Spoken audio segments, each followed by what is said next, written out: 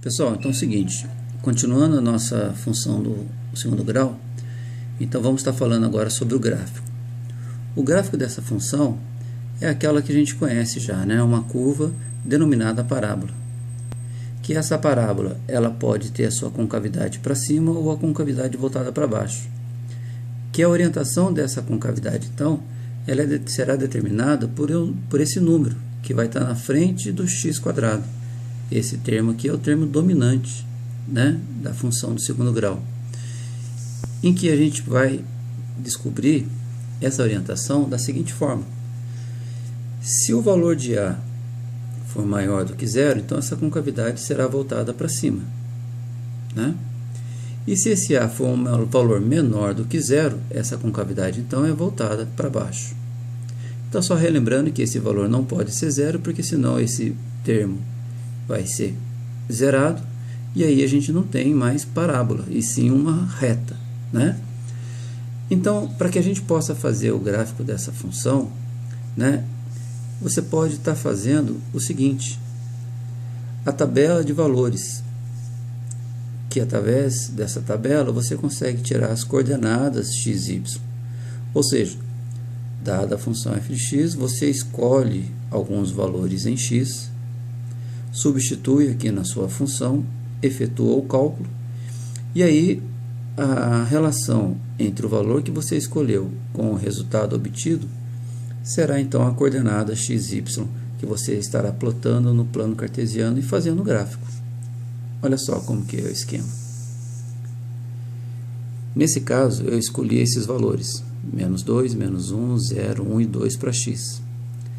Na minha função, no lugar do x, eu substituo os valores, efetuo a conta, e aí descubro que quando x for menos 2, o y, ou a função f de x, vale menos 5.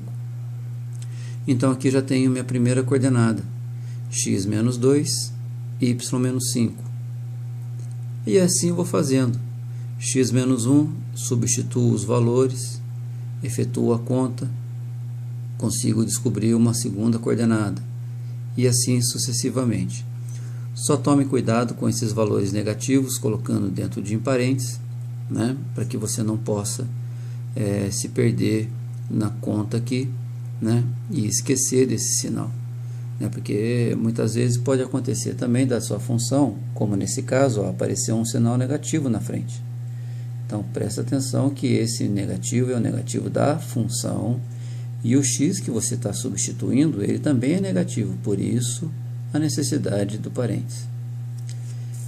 Com isso, então, você plotando os pontos, suas coordenadas no gráfico, vai ficar algo parecido com isso. Quando o seu x for menos 2, o seu y ou a sua função vale menos 5, então o ponto de encontro deles aqui representa então a primeira coordenada. X a menos 1, y valendo 0, x valendo 0, o y vale 3, o x valendo 1, o seu y vale 4, o x valendo 2, o y vale 3.